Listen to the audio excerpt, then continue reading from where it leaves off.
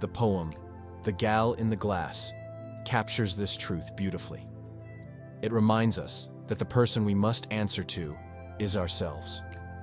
We can deceive others and gain their approval, but we cannot escape the judgment of our own conscience.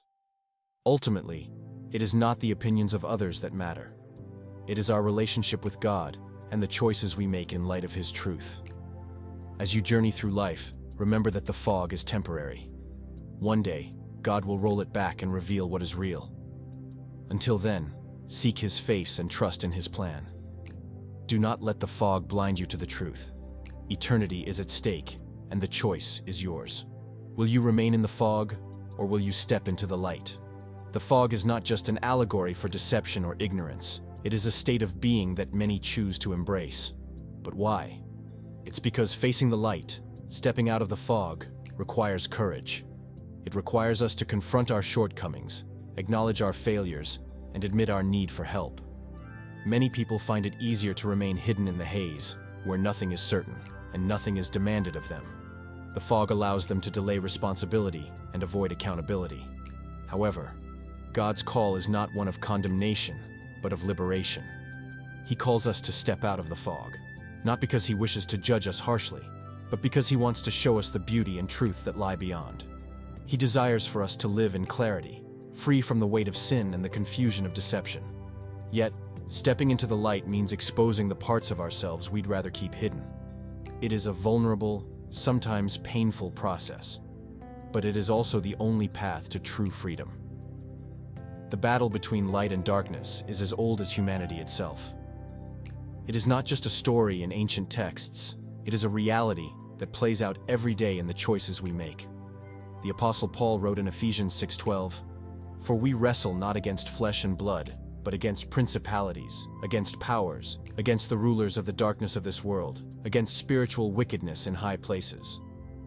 This scripture reveals the depth of the spiritual conflict. The fog is not merely a byproduct of human weakness, it is a weapon wielded by the forces of darkness to keep us bound. Consider the many ways the fog manifests in our lives: addiction, greed, pride, envy, and apathy. These are not just personal struggles.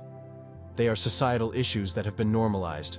The world glorifies excess, celebrates self-indulgence, and mocks the pursuit of righteousness. It is a system designed to keep us distracted, entertained, and oblivious to what truly matters. The fog is both the result of this system and the means by which it perpetuates itself. But there is hope. The Bible tells us that Jesus is the light of the world. In John 8:12, He says, "I am the light of the world. Whoever follows me will never walk in darkness, but will have the light of life." This promise is both comforting and challenging. It assures us that we don't have to remain in the fog, we can walk in the light. But it also calls us to action. Following Jesus means making a conscious choice to reject the fog and pursue the truth. This is not a passive journey. It requires effort, discipline, and faith.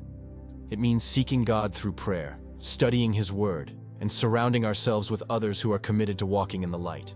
It means being vigilant against the lies and distractions that seek to pull us back into the fog. And it means trusting God even when the path ahead is unclear. As we step out of the fog, we begin to see the world for what it truly is: a temporary, fragile place filled with both beauty and brokenness. We see the suffering that the fog obscured, the needs of others that we once ignored, and the eternal stakes of our actions. This newfound clarity can be overwhelming, but it is also empowering. It allows us to live with purpose, guided by the knowledge that our lives have eternal significance. One of the most profound aspects of stepping out of the fog is the realization that we are not alone. God is with us every step of the way, offering guidance, comfort, and strength. He does not abandon us to navigate the challenges of life on our own. In Isaiah 41:10, God says, "Fear not, for I am with you. Be not dismayed, for I am your God. I will strengthen you. I will help you. I will uphold you with my righteous right hand." This promise is a beacon of hope for those who feel lost or overwhelmed. The fog may be thick, but it is not impenetrable. It can be dispelled by the light of God's truth. And when the fog lifts, we begin to see the world as it truly is, not as a place of hopelessness and despair, but as a stage for God's redemptive work. We see opportunities to serve, to love, and to make a difference. We see the beauty of creation, the value of each person, and the hope of eternity. Yet there is urgency in this message. The time to step out of the fog is now. Life is fleeting, and the choices we make today have eternal consequences. As James 4:14 reminds us, "You do not know what tomorrow will bring." What is your life? For you are a mist that appears for a little time and then vanishes. This verse is a sobering reminder of our mortality and the importance of living with intention. In the end, the fog will not last forever. There will come a day when God will roll it back completely, revealing the truth in all its glory. On that day, every knee will bow, and every tongue will confess that Jesus Christ is Lord. Philippians 2:10-11. There will be no more deception, no more hiding, and no more denial. The question is, will we be ready? The choice is ours. We can remain in the fog, clinging to the illusions it offers, or we can step into the light and embrace the truth. This decision is not just about our eternal destiny, it is about how we live here and now. It is about finding peace, joy, and purpose in a world that often feels chaotic and meaningless.